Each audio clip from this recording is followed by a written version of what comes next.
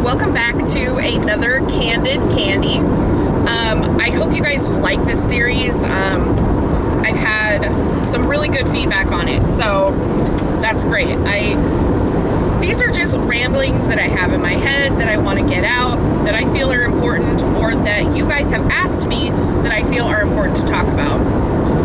So, someone in the comment section had asked me about eating in public and how I deal with that, because they have a real big anxiety about it. And to be honest, I don't eat out that much, especially like in a sit-down restaurant. If I'm coming home from work, I'm gonna get takeout and I'm gonna take it home. But I have had anxiety about eating out in a restaurant, especially when I was with Roger. And I think that stems from not wanting someone to look at the two of us and be like, wow, these fatties are eating out and they're disgusting. You know what I mean? And that's terrible. But that's an insecurity, and that is a real fear, because those fears don't come from nothing, right? Sorry. Those fears come from that happening to you, or you hearing about it happening to someone else.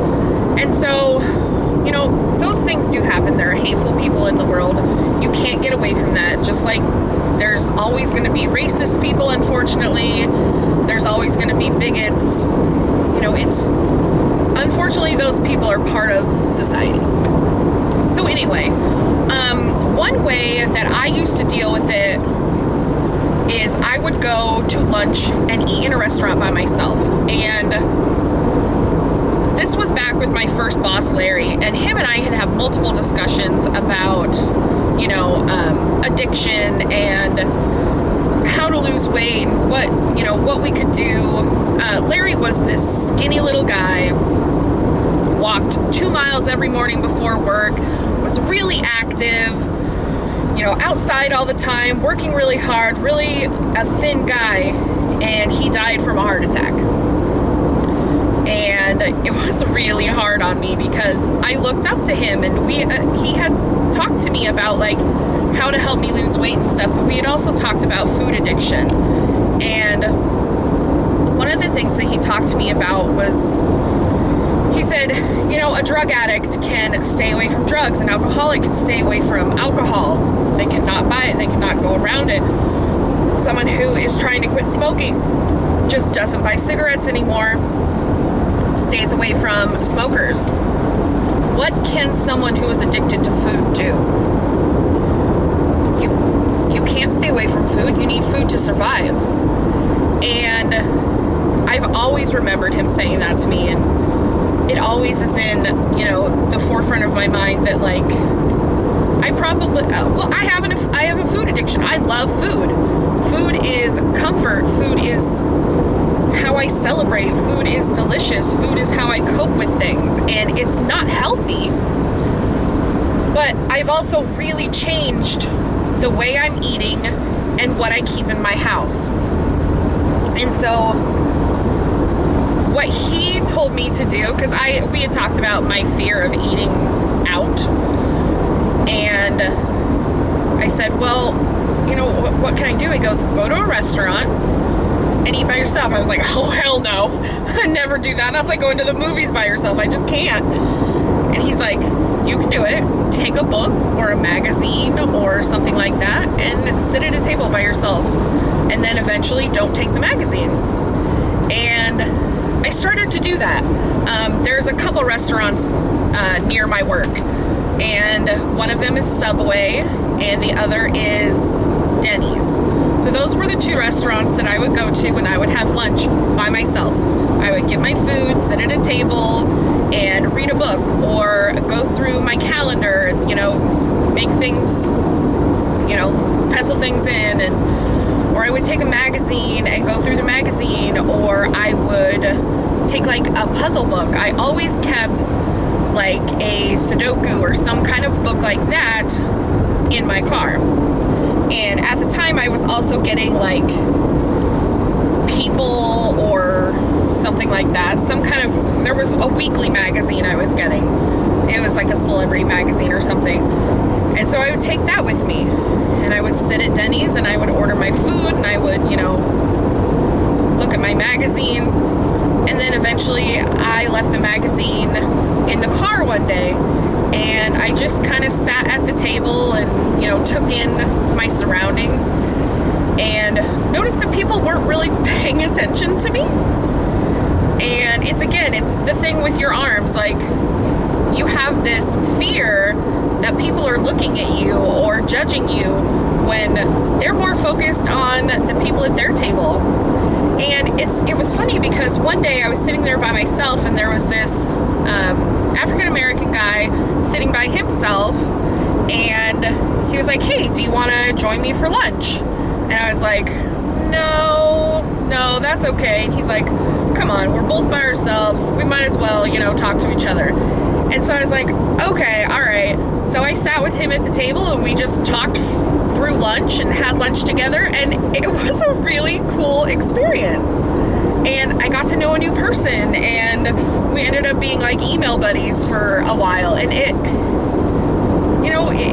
I got to meet this cool person and he was a recording artist and he gave me one of his CDs and we talked for the whole lunch time, like about an hour, and it was a really cool experience.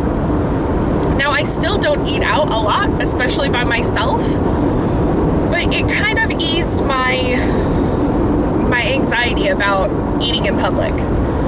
Going to a restaurant with my husband and just enjoying the time with him and enjoying the food and enjoying the atmosphere. And now eating out is kind of special. Like, we don't do it, well, Roger and I, when we were together, we went out once a week for breakfast. Every Sunday morning, we got up and we went to this sports bar for breakfast, and the waitress knew us, and there wasn't a lot of people in there because it was breakfast. We got to sit and watch like part of the NASCAR race or the football game for that day, and we really enjoyed it. And we got to know the people there. We knew the restaurant. We were comfortable. That's another thing that we can kind of lump into this. How you deal with going to a place you've never been to and worrying about the seating and the chairs.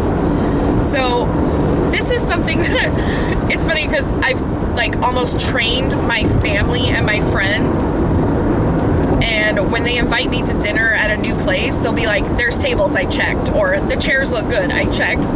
Like, it's so funny. Even my boss is like, he'll tell me about a new restaurant, like there's a new restaurant in town, and I was like, "Oh yeah, was the food good?" And he's like, "Yeah, and they had the chairs that you like, the metal ones, not the wooden ones." I was like, I was like, "Dude, that's awesome, thank you." Like, he just looks out for me like that, and it's funny. But a trick that you can do is go on Yelp or something similar where people can upload photos of the restaurant, or you can go on the restaurant's website and check out what their dining room looks like, check out the tables, check out the chairs, and see if you can see what they have for seating, because I know that freaks me out a lot. I'm like going somewhere and I know that, like, oh gosh, what are the chairs like? Am I gonna break a chair?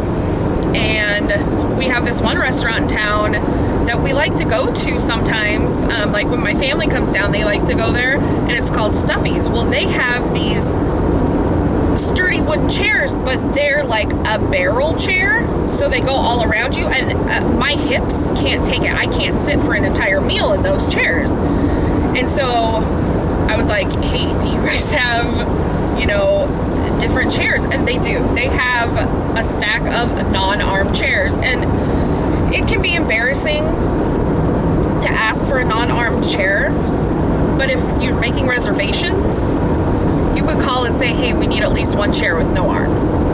And that makes it less embarrassing where you're not standing there while your family's sitting down and they're bringing you a different chair and taking out another chair, because that can, you know, draw attention and kind of be embarrassing. And I understand that. I've lived that. So, you know, you can call ahead of time, or like I said, look it up online and see if those places offer, you know, chairs without arms. And if they don't, you may not be able to eat there, and that's fine. You want to be comfortable when you're going out. You don't want to have to worry about it. And so that again goes back to eating out in public. You want to be comfortable. And so, you know, if you say you get asked out by a guy and he wants to take you to this super fancy restaurant you've never been to, you can't see what the chairs are like, maybe suggest someplace that you're more comfortable with for a first date or something. And then, you know, if he wants to go there eventually, see if you've had a friend that goes there, something like that. Just, you know, that's just my example. Like, I don't know. I hope that helped you guys. You know, that's a little trick that I used, and some words of advice that I got from a really special guy. My boss, Larry, was amazing. I love my boss, Joe, which is Larry's son, but Larry was a really special guy, and he gave me a chance when he didn't have to for a job, and I will always, always be thankful for that. So, anyway, there's my Candid Candy. I hope you guys enjoyed it. Again, if you have a subject you want to talk about, leave it down below. Send it to AskKandyFoxx@gmail.com, or, you know, private message me. That's where I've got a couple of them, is through private message. So, thank you guys for watching. Don't forget to like, comment, share, and subscribe. I'll see you guys soon. Bye!